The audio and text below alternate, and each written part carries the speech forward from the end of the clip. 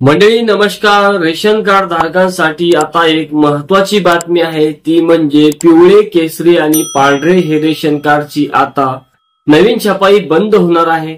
महाराष्ट्रातील अन्न व नागरी पुरवठा विभागामार्फत आता नवीन नियमावलीनुसार यावर नवीन कार्ड बाबतीत निर्णय घेण्यात आलेला आहे।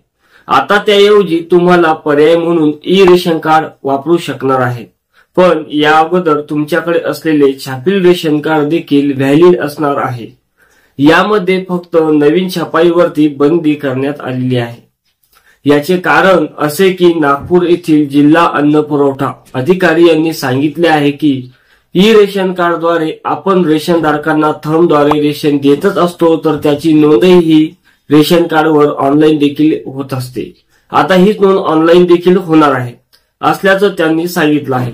तुमची अगोदरची ई शिधापत्रिका म्हणजेच आपण त्याला रेशन कार्ड असे देखील म्हणतो। तुम्हाला इतर कोणत्याही शासकीय कामासाठी जर काम पडल्यास तुम्ही जुन्या शिधापत्रिकाचा वापर करू शकता। तर यामध्ये ई रेशन कार्डचं वर्गीकरण कसं होणार नेमकं ते आपण जाणून घेऊया। उत्पन्न गटानुसार आपल्याकडे रेशन कार्डचे वर्गीकरण केलेले आहे। दारिद्र्य रेषेखालील नागरिकांना पिवळे रेशन कार्ड दिले जाते, तर सामान्य कुटुंबासाठी म्हणजेच अंत्योदय लाभार्थ्यांना केसरी आणि आर्थिकदृष्ट्या सक्षम असणाऱ्या नागरिकांना पांढरे रेशन कार्ड दिले जाते। परंतु या रेशन कार्डची छपाईच आता बंद होणार असल्याने ई रेशन कार्ड मध्ये याचं वर्गीकरण कसं होणार असाही प्रश्न आता यावेळी बऱ्याच जणांना आलेला आहे।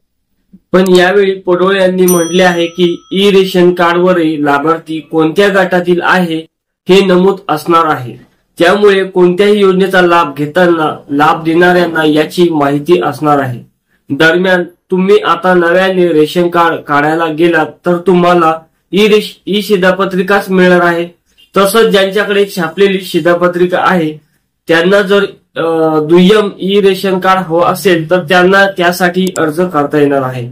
सध्याच्या घडीला राज्य सरकारकडे जितके शिधापत्रिका उरले आहेत त्याचं वितरण करून ते संपुष्टात आणण्यात येणार आहे। त्यानंतर संपूर्ण राज्यभर फक्त ई रेशन कार्ड अस्तित्वात येणार आहे, असंही पडोळे यांनी स्पष्ट केलं आहे। तर मंडळी, तुम्हाला या व्हिडिओबद्दल माहिती कशी वाटली कमेंट करून जरूर कळवा। चॅनलवरती पहिल्यांदाच आला असाल तर चॅनलला लाईक, शेअर, सबस्क्राईब करायला अजिबात विसरू नका।